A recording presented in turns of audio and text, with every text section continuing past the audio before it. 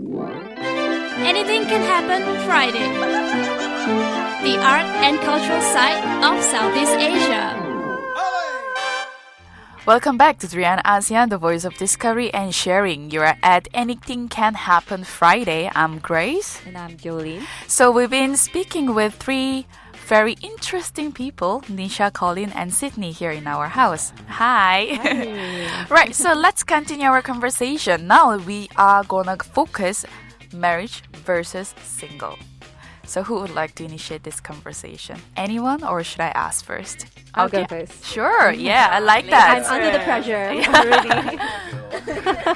already. So talk about the pressure you just mentioned. For me, it's because of my age. I think generally for females, it's the biological clock ticking. And my clock is very much ticking at 26. Sorry, Nisha, how old are you? 26. It's not bad at all. It's not bad at all for our generation, but when you're talking about my dad and my mom and their generation, they're like, you're 26? You're single? Oh my god, what's wrong with you? And then they go, maybe she's lesbian. You know, that kind of thing. They just can't seem to comprehend why I would be single by choice. Oh no. So what do you tell them? I'm like, I'm single because I want to be single. And then my dad thinks that, oh, okay, maybe she's not finding the right one herself. Maybe I have to find the right one for her. But then again, I'm an Indian girl, and in my society, arranged marriage is very much a norm. It's a very deep-rooted tradition to make your child with someone. So yes, the pressure is very much in my house right now. My dad is trying to find someone for me because he thinks I failed at finding someone. Oh. So do you have any siblings with you?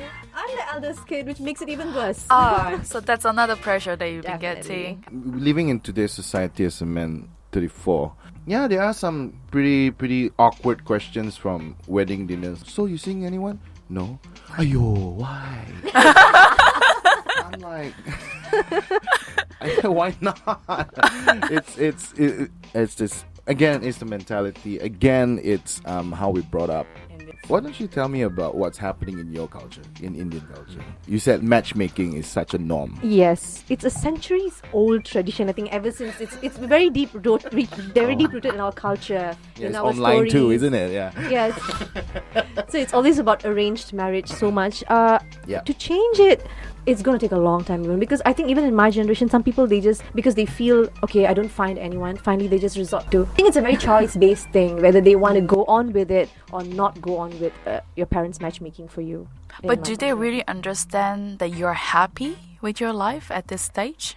Well, that is the argument which I have with my folks. You know, I'm like, if you're going to find someone for me, that is not, it loses all spontaneity, you know, which is the basis of relationship for me. Where you meet someone, you start and you talk. I mean, it's arranged. It is exactly that. It's very arranged. For me, that doesn't work. Now there's this new like app called Sweet Ring or something. What does it do? What's what going does on it do? today? What's this thing called? I scrolled down I scrolled down on Facebook and I was like looking like, hey, what is this pretty girl's face? And then the app called Sweet Ring. Sweet Ring. It's Sweet basically Ring. it's a paid dating app for people looking to get married.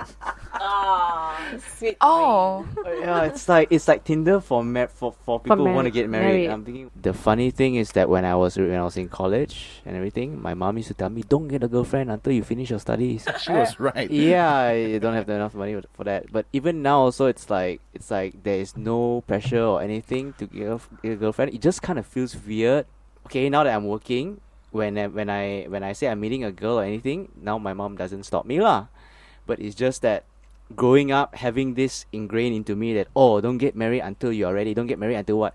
Gives me the impression that, okay, I shouldn't get married. It's like as if getting married is like going to be a very bad thing. Because I was always under the impression that, my mom doesn't want me to ever get married because she's afraid. She loves me too much and she's afraid that the girl will take me away from her. 30 years old, so my mom still calls me and says, are you home yet? I said, That's so cute. I said, My mom asked that too. Yeah. I'll be home. I'll be home I'll be home. When? soon.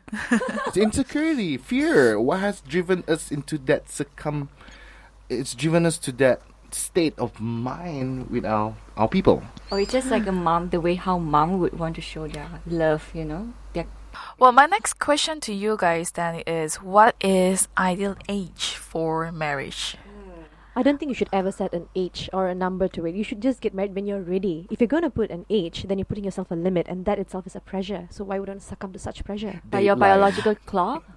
Well, that is biological clock doesn't apply for me personally. That was talking like in terms of our parents and our friends who try to matchmake us. But for me, you should get married when you're ready.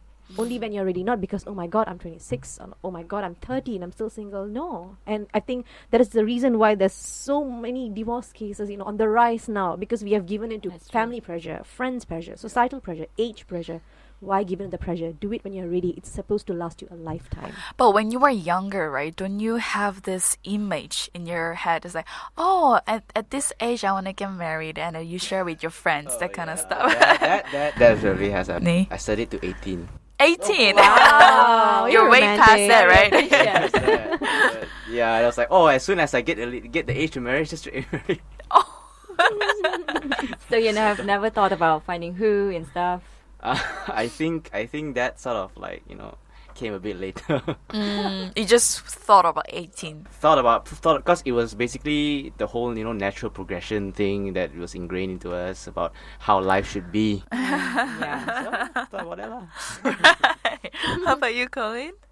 Do you have any specific age that you wish to get married, or? Yeah, there was a period in my time where I felt like I felt like it wasn't necessary. It was a pressure, but with the wrong intentions. I became a slave to it. I became obsessed with it, becoming like, I gotta get married at this age. It looks like it's the right thing because your friends are supposed to get married at this age. This is how they look like in Facebook with the photos, bada bing, bada boom, all that kind of stuff, right? Yeah. Then you realize that you become a slave to it, and Right. you become obsessed with it, and it really hurts you because it's just not working out. So, is it fair for the person that I'm going to be dating next time?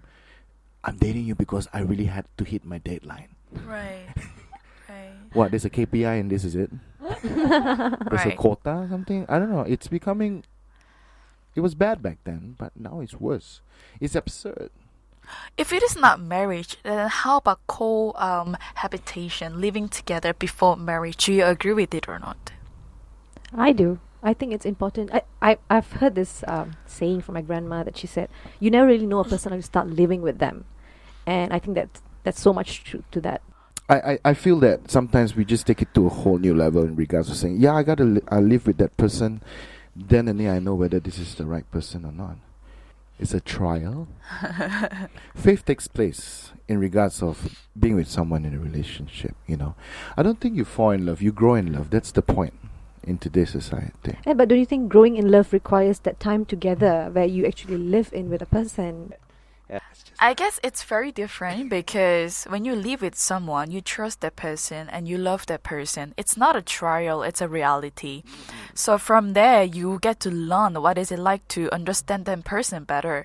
So I guess cohabitation can be interpreted in quite different ways. I mean, of course, trial could be one, and then to get to know each other even better is another one, and build up the experience to prepare for the next stage. It would be another one. Yeah. Because marriage is Yeah, I agree with what Grace says so far. And I think it's all about making a conscious decision for both parties. If you want to cohabit, sure. But if you're not ready to go for sex, then sure, you just need to have like a continuous conscious decision making efforts between both parties. Yeah. That means we all need to know that you got to start a relationship with yourself first. That's the most important thing. That's deep. Well, that's of course the first step forward. Yeah, but the thing is, people need to know how. They just think that being in a relationship with yourself first. One of the things that you do it, but it comes back to your heart, right? We just have to stick to protocol. Okay, when I'm done with this protocol, the results are going to be this. That's where we have expectation, and then when it's not according to our expectation, oh man, we get depressed about it. So that was our conversation to talk about marriage and single. We'll continue our conversation after this short break. Next segment, we're going to be focusing on future of dating. You're now listening to Durian ASEAN, the voice of discovery and sharing.